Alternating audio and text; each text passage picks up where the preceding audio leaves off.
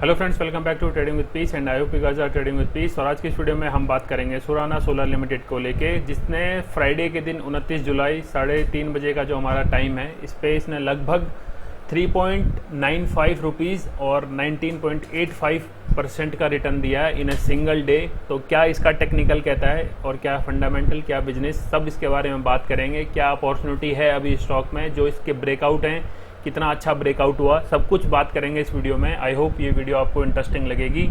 और अगर आप चैनल पे नए हैं तो you can consider subscribing trading with peace. और अगर वीडियो देख रहे हैं तो लाइक करना ना भूलें। तो हाई लगाया स्टॉक ने 43 रुपीज़ का, लो लगाया है 12 रुपीज़ का। तो क्या इसका टेक्निकल्स कहता है, तो अगर आप टेक्निकली देखोगे तो एक इसने बहुत अच्छा एक इम्पॉर्टेंट रेजिस्टेंस क्रॉस किया है। और ये रेजिस्टेंस है इसका, आप लोग देखोगे ये जो मैंने ड्रॉ किया है डे वाइज। तो डे वाइज में अगर आप लोग देखोगे तो इसने एक काफ़ी अच्छा एक इसका हर्डल था। कई दिनों से जिस हिसाब से स्टॉक ट्रेड कर रहा था वहाँ से इसने रिवर्सल दिया है। और कहीं ना कहीं एक 200 मूविंग एवरेज पे आके एक इसने रेजिस्टेंस फेस करके अपर सर्किट लगाया उस दिन फ्राइडे के दिन। तो अपर सर्किट भी लगाया है 200 मूविंग एवरेज पे आके। तो क्या अब आपको ये स्टॉक खरीदना चाहिए, तो इसके ऊपर थोड़ी सी देर में बात करेंगे। पहले इसका बिजनेस और इसके फंडामेंटल देख लेते हैं कि क्या इसका फंडामेंटल है। तो इसका अगर आप मार्केट कैप देखोगे तो 117 करोड़ का है। करंट प्राइस चल रहा है 23 रुपये। स्टॉक की पी देखोगे 138, बुक वैल्यू देखोगे 11 रुपये के करीब। ROC ROE लगभग 1 और 2.77% के करीब है। सेल्स ग्रोथ माइनस में है। रिजर्व है कंपनी के पास 30 करोड़ का। डेब्ट देखोगे 10 करोड़ का है और फेस वैल्यू 5 रुपये की है। तो कंपनी का बिजनेस क्या है, कंपनी का अगर आप बिजनेस देखोगे तो कंपनी डील करती है सोलर पैनलिंग के ऊपर। आप लोग देखोगे Surana solar limited is the part of Surana group Hyderabad. It is engage in the business of manufacturing solar modules, generation of wind and solar power energy of and trading of other solar related products. यानी company का जो business solar related products के ऊपर है।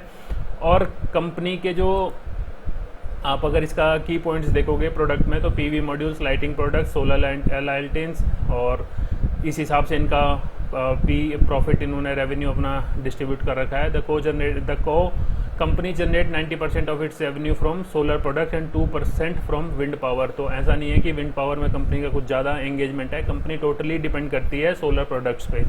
तो अगर हम company की वेबसाइट पे जाते हैं तो you can easily find more details about company on this website. तो एक अच्छी खासी कंपनी ने इसमें लिखा हुआ है कि कंपनी क्या क्या बनाती है। जो प्रोडक्ट्स हमने बात किए हैं तो इसमें आप लोग देख सकते हो कि कंपनी फ़ैन बनाती है, लाइटिंग बनाती है।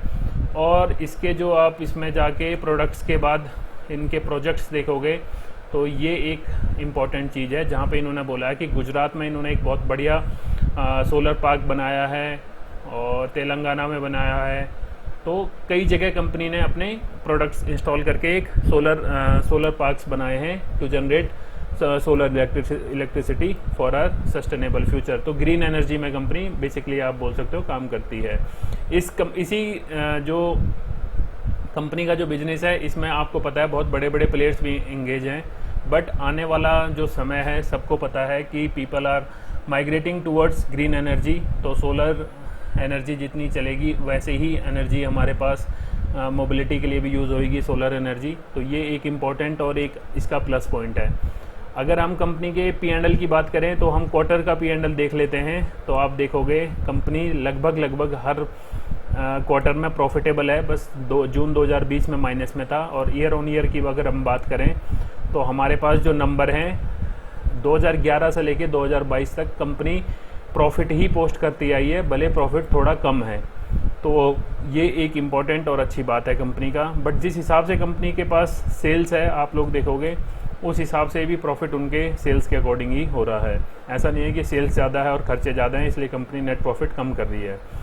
शेयर होल्डिंग पैटर्न की अगर हम बात करें तो आप लोग देखो कि शेयर होल्डिंग कंपनी के जो स्टेक होल्डर्स हैं यानी प्रमोटर्स हैं मेन, उनके पास 68.37 थी 2019 में, और जून 2022 में 65 हो चुकी है। तो ये एक थोड़ी सी मेरे को चिंताजनक बात लगती है। यानी ये बात बिल्कुल ठीक नहीं लगती। यहाँ तक तो बात ठीक थी कि कंपनी के जो प्रमोटर्स हैं वो अपनी कंपनी में अपनी हिस्सेदारी बढ़ा रहे हैं, बट यहाँ पे वो घटाने लग रहे हैं। तो it's shows lack of trust by promoters on their company.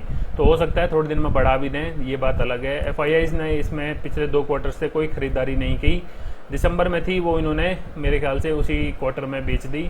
बस DIIs का इसमें ठीक ठाक आप बोल सकते हो एक माइनर सा स्टेक है, बाकी प्रमोटर्स और पब्लिक के पास कंपनी के मेजर शेयर्स हैं।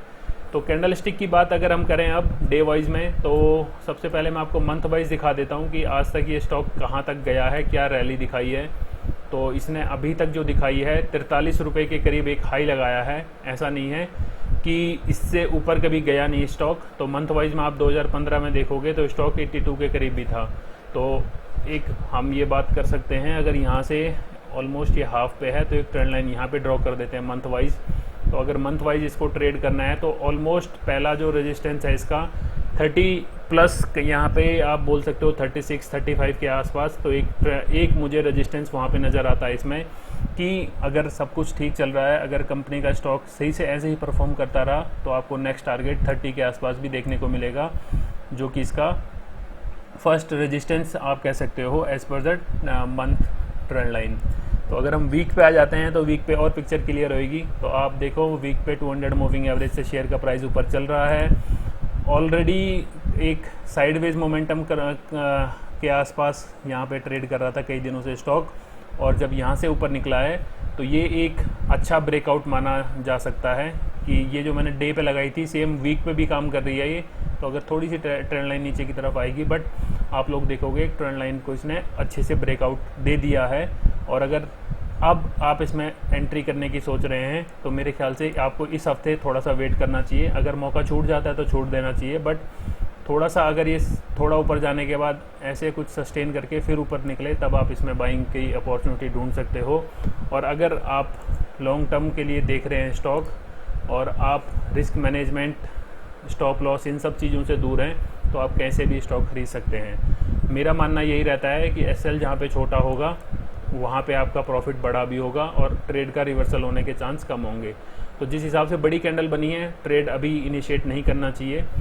अभी 200 मूविंग एवरेज से जब एक बार ऊपर चले जाता है, थोड़े दिन सस्टेन होता है, फिर आपको कुछ ऐसी कैंडलस्टिक पैटर्न देखने को मिले जैसे आप यहाँ पे देखो कि शेयर ने एक बड़ी सी कैंडलस्टिक पैटर्न बनाया, फिर उसके बाद ऊपर भी गया, बट थोड़े दिन साइडवेज रहा। तो यहाँ पे आप एक इस बेस लाइन को अपना SL मान के ट्रेड कर सकते हो, और जैसे ही मौका मिलता है आप ट्रेड इनिशिएट कर सकते हो ऐसे कुछ कैंडलस्टिक पैटर्न पे। बट जब आप ब्लैंक कैंडलस्टिक पैटर्न पे ट्रेड करते हो, सपोज आप मंडे के दिन आओ इस स्टॉक को लेने और सेम यही कुछ बात बने कि स्टॉक खुले तो यहाँ पे और क्लोज नीचे की तरफ हो, तो आपका SL कायदे से यहाँ पे होना चाहिए। और जब SL यहाँ पे होगा तो रिस्क रिवॉर्ड हमारा उतना परफेक्ट होता नहीं है इसमें, और इस कारण प्रॉफिट होने के चांस कम रहते हैं। तो इसलिए जहाँ पे आपको लगे एक बार ये ग्रीन के ऊपर एक और ग्रीन भी बना के थोड़े दिन हो सकता है ऐसे कुछ निकले, बट आपके पास एक टारगेट भी रहेगा ये वाला लगभग 30 रुपये 40 रुपये जो भी आप टारगेट मानो, और एक आपके पास एक छोटा SL भी रहेगा। तो आई होप आप मेरी बात समझ चुके होंगे। वीडियो यहाँ तक देख लिया आपने, थैंक यू सो मच, और मिलते हैं नेक्स्ट वीडियो में। अगर आपके कुछ कमेंट्स हैं, कुछ सजेशन है, you can definitely write them down in the comment section and I will surely get back to you. Thank you so much. Trade with piece.